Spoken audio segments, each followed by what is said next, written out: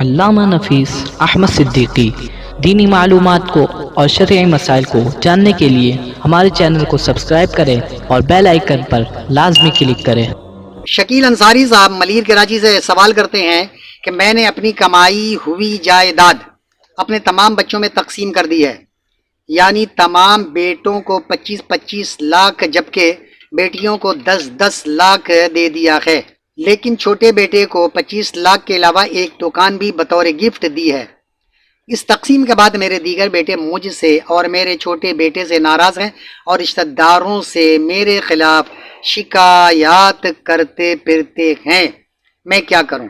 شکیل صاحب، آپ نے جو غلطی کی ہے جس کی وجہ سے ان کی شکایت تو بجا کے بہرحال ان کو شکایت تو نہیں کرنا چاہیے، والد محترم ہے، والد کا خیال کرتے ہوئے شکوہ شکایت ان کے خلاف نہیں کرنا چاہیے، لیکن آپ نے غلط کیا گیا کہ آپ نے اپنے بیٹوں کے درمیان بھی تقسیم صحیح نہیں کیا اور بیٹوں کے مقابلے میں بیٹی کو جو آپ نے دی ہے وہ بھی غلط کیا۔ آپ ذرا سوچیں، اچھا کس حساب سے آپ نے دیا مجھے نہیں پتا، آپ کی جو پراپرٹی ہے جائیداد ہے کتنی ہے اور کس کے مشورے پہ یا کس فتوے پہ آپ نے اپنے بیٹے کو 25-25 لاکھ روپے دیا گیا، تو بہرحال جو بھی آپ نے کیا ہے، لیکن اگر جو بظاہر اس کے اندر نظر آ رہا ہے کہ آپ نے بیٹے کو جب 25 لاکھ روپے دیا ہے تو اس کے مقابلے میں بیٹیوں کو 12.5 لاکھ روپے دینا چاہیے تھا، اور جب آپ نے اپنے ایک بیٹے کو ایک دکان بھی دی ہے 25 لاکھ کے علاوہ 25 لاکھ روپے بھی دی ہے، دکان بھی دی ہے، تو دوسرے بیٹوں کو بھی آپ کو ایک دکان دینا چاہیے تھا۔ اب آپ کے جو جتنے بھی بیٹے ہیں، 2 ہیں یا 3 ہیں، ان کو بھی دکان دینی چاہیے، اور اگر آپ کے پاس دیگر اور اس کے علاوہ دکانیں نہیں ہیں تو جو دکان آپ نے اپنے بیٹے کو دی ہے اس کو بیچ کر جو اماؤنٹ آتا ہے اس اماؤنٹ کو اپنے ان تمام بچوں کے درمیان بھی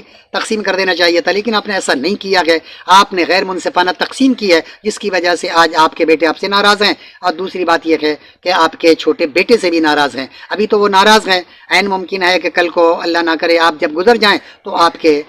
چھوٹے بیٹے کے ساتھ ان کی عداوت و دشمنی بھی ہو سکتی ہے کہ یہ باپ کا لاڈلا تھا، ہمارے باپ نے ہمارے ساتھ ناانصافی کی ہے، ہم لوگوں کا حق ہے نے اس کو دے دیا ہے، تو ان کے درمیان عداوت و دشمنی بھی ہو سکتی ہے۔ اس لیے اگر ابھی وقت ہے، آپ سمجھتے ہیں کہ اس کے اندر آپ اپنی اصلاح کر لیں، آپ ان کے درمیان منصفانہ تقسیم کرنے کی گنجائش باقی ہے تو آپ منصفانہ تقسیم کریں، اور اگر ایسا نہیں کریں گے تو یقیناً کل قیامت کے دن آپ پکڑے جا سکتے ہیں، جیسا کہ بخاری شریف حدیث نمبر 2587 اور مسلم شریف حدیث نمبر 4181 میں حضرت نعمان بن بشیر رضی اللہ تعالی عنہ سے روایت ہے کہ میرے والد حضرت بشیر رضی اللہ تعالی عنہ نے اپنے مال میں سے مجھے ہبہ کیا، یعنی کچھ تحفہ ان کو دیا۔ دوسری حدیث پاک سے پتہ چلتا ہے کہ آپ نے ان کو ایک غلام دیا، ہبہ کیا یعنی کچھ تحفہ دیا۔ تو میری والدہ امرہ بنت رواحہ نے کہا، میں راضی نہیں ہوں گی یہاں تک کہ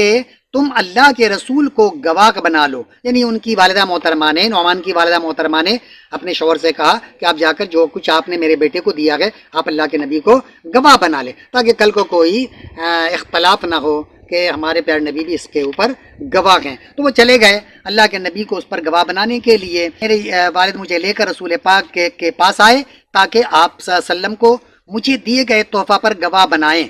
تو آپ صلی اللہ تعالیٰ علیہ وسلم نے ان سے پوچھا، کیا تم نے یہ سلوک اپنے تمام بیٹوں کے ساتھ کیا ہے کہ جو تحفہ تم اس بیٹے کو دے رہے ہو، آیا اس طرح کے تحفے تم نے دیگر بچوں کو بھی دیا یا نہیں؟ تو انہوں نے جواب دیا کہ نہیں۔ آپ صلی اللہ تعالیٰ علیہ وسلم نے فرمایا، تم سب اللہ سے ڈرو اور بچوں کے مابین عدل کرو، تم سب اللہ سے ڈرو اور بچوں کے مابین عدل کرو۔ تو پتہ چلتا ہے کہ آپ نے جو کیا ہے یہ مناسب نہیں کیا ہے، خوف خدا ہونا چاہیے۔ اللہ کے نبی ایسے لوگوں کو اللہ سے ڈرا رہے ہیں اور کہہ رہے ہیں کہ تم نے اپنے بچوں کے درمیان عدل نہیں کیا بلکہ عدل کرو۔ آپ نے فرمایا کہ بچوں کے ساتھ عدل کرو ان کے درمیان۔ چنانچہ میرے والد واپس گھر آئے اور وہ تحفہ واپس لے لیا، مجھ سے نہیں دیا ان کو الگ سے، انفرادی طور پہ ان کو الگ سے نہیں دیا بلکہ اس تحفہ کو انہوں نے واپس لے لیا۔ جبکہ مسلم شریف حدیث نمبر 4183 میں ہے کہ جب حضرت بشیر رضی اللہ تعالیٰ عنہ آپ صلی اللہ تعالیٰ علیہ وسلم کو اپنے ایک بیٹے کو دیے گئے تحفے پر گواہ بنانے کے لیے آپ کی خدمت میں حاضر ہوئے تو آپ صلی اللہ تعالیٰ علیہ وسلم نے پوچھا، کیا اس کے سوا بھی تمہارے بیٹے ہیں؟ انہوں نے کہا جی ہاں۔ آپ نے پھر پوچھا، کیا ان سب کو بھی تم نے اس جیسا عطیہ دیا ہے جو اس بیٹے کو تم دے رہے ہو؟ انہوں نے جواب دیا کہ نہیں۔ آپ صلی اللہ تعالیٰ علیہ وآلہ وسلم نے فرمایا تو میں ظلم پر گواہ نہیں بنتا۔ اس سے پتہ چلتا ہے کہ اگر آپ اپنے بیٹوں کے درمیان عدل نہیں کریں گے، کسی کو کم کسی کو زیادہ دیں گے، تو یہ ظلم کرنے کے مترادف ہے، اور اللہ کے نبی نے واضح لفظوں میں فرمایا کہ میں اس ظلم پہ گواہ نہیں بنتا۔ یہ آپ کی بیوی کی جو خواہش ہے کہ جا کر ان کو گواہ بنا لیں، تو میں ظلم پہ گواہ بننے نہیں جا سکتا، لہذا میں نہیں بنتا۔ اس بخاری شریف حدیث نمبر 2586 میں بھی حضرت نعمان رضی اللہ تعالی عنہ کی روایت ہے کہ، اور بخاری شریف حدیث نمبر 2586 میں بھی حضرت نعمان رضی اللہ تعالی عنہ کی روایت ہے کہ ان کے والد بشیر رضی اللہ تعالی عنہ ان کو لے کر آپ کی خدمت میں حاضر ہوئے اور عرض کیا کہ میں نے اپنے اس بیٹے کو ایک غلام بطور تحفہ دیا ہے۔ یعنی حدیث نمبر 86 میں یہ واضح ہے کہ جو تحفہ انہوں نے دیا تھا وہ کیا تھا، تو آپ خود فرماتے ہیں کہ انہوں نے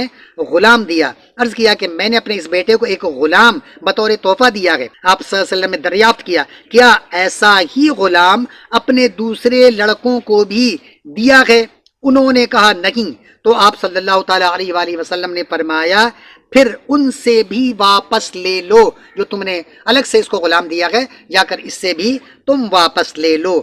دوسرے لڑکوں کو دیا گئے، انہوں نے کہا تو نہیں۔ الغرض شکیل صاحب درج بالا حدیث سے یہ بات بالکل واضح ہو گئی ہے کہ آپ نے جو عمل کیا ہے وہ عمل صحیح نہیں ہے۔ وہ دکان لے کر بچے سے آپ اس کو بیچ دیں، اگر 3 دکانیں آپ کے پاس نہیں ہیں، 3-4 بیٹے، جتنی بیٹے ہیں 3 دکانیں نہیں ہیں، سب کو الگ الگ دکان نہیں دے سکتے، تو بہتر یہی ہے کہ آپ اس بچے سے دکان لیں، دکان لے کر اس کو سیل کریں، اور سیل کر کے اپنے دیگر بچوں میں بھی اس کو تقسیم کر دیں۔ اپنے بیٹیوں کو 10-10 لاکھ روپے دیا، بیٹوں کو 25 لاکھ روپے دیا، بیٹیوں کا بھی 2.5 لاکھ روپے مزید دیں، تاکہ کیونکہ بیٹیوں کا تو آدھا ہے نا، تو آدھا تو کم سے کم دے، آدھے سے بھی آپ نے ان کو کم دیا ہے۔ تو اس طرح بیٹیوں کے درمیان ناانصافی آپ نے کی، بیٹیوں سے بھی اور اپنے دیگر بیٹوں سے بھی۔ اپنے اس ناانصافی کو، اس عدل کے خلاف عمل کو، اس غیر منصفانہ تقسیم کو اگر آپ درست کرنے کی ابھی گنجائش موجود ہے تو فوری طور پر اس کی اصلاح کر لیں، تاکہ آپ کے بچوں کے درمیان بھی محبت ہو، ہم آہنگی کی فضا بھی بحال ہو جائے، اور آپ کے جانے کے بعد بھی ان کے درمیان برقرار رہے۔ اللہ تعالی ہم لوگوں کو اپنے بچوں کے درمیان عدل کرنے کی توفیق رفیق عطا فرمائے۔ وما علینا الا البلاغ۔ طلب العلم فریضۃ علی کل مسلم، علم کا حاصل کرنا ہر مسلمان مرد عورت پر فرض ہے۔